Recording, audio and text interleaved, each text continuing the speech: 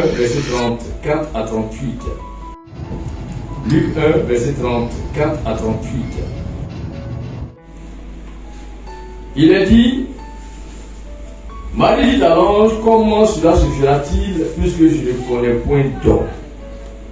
Normalement, pour qu'une femme conçoive un enfant, il lui faut forcément un homme. Ça, c'est ce qui est établi par le ciel. Et la science, aujourd'hui, utilise des méthodes, mais c'est forcément une semence qu'on met à une femme, même si c'est une vitro ou bien quoi que ce soit, mais c'est forcément une semence. La semence vient forcément d'un homme. Et elle dit à l'ange, mais comment cela se fera-t-il? Puisque je ne connais point d'homme. Alléluia. Cette révélation est capitale. Pourquoi? Parce que l'enfant qui vient sera appelé le Fils du Très-Haut.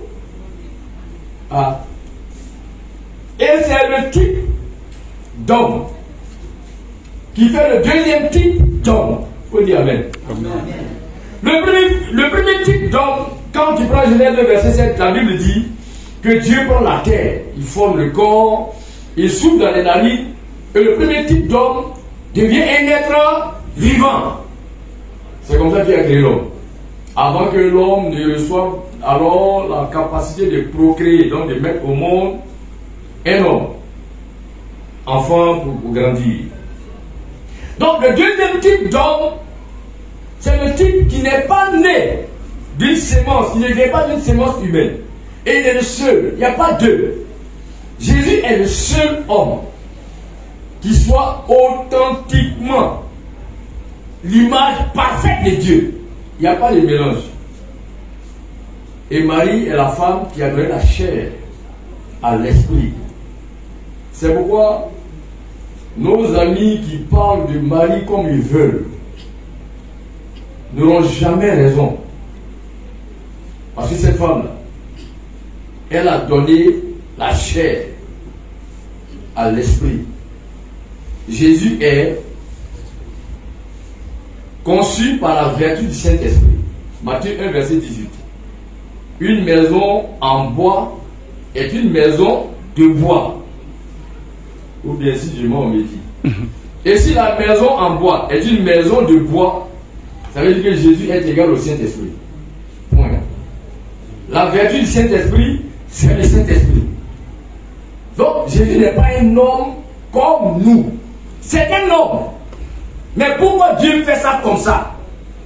Dieu fait ça comme ça parce que l'homme qui avait été fait à son image a été corrompu.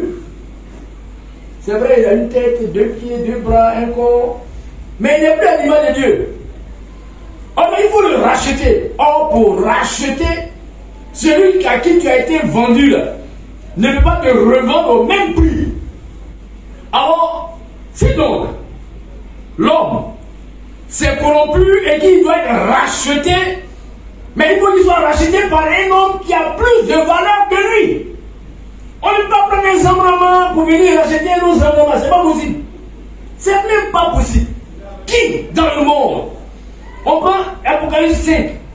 La Bible dit, Dieu pose une question. Qui enverrai-je pour payer le prix? Qui va ouvrir et rompre les 7 sceaux et ouvrir le livre?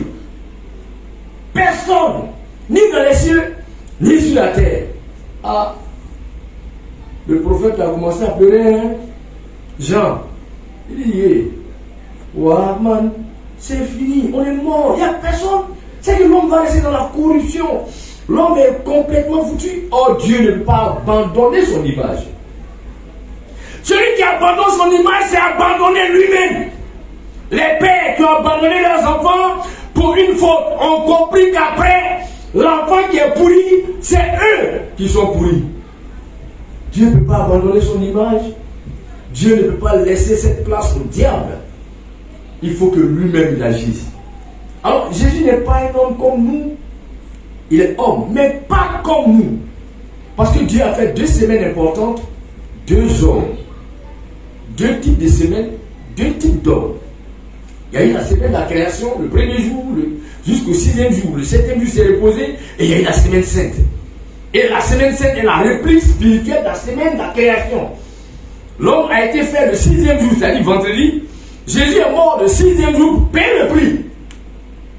Parce qu'il faut qu'il soit le rachat capable de ramener l'homme à Dieu. Voilà tout.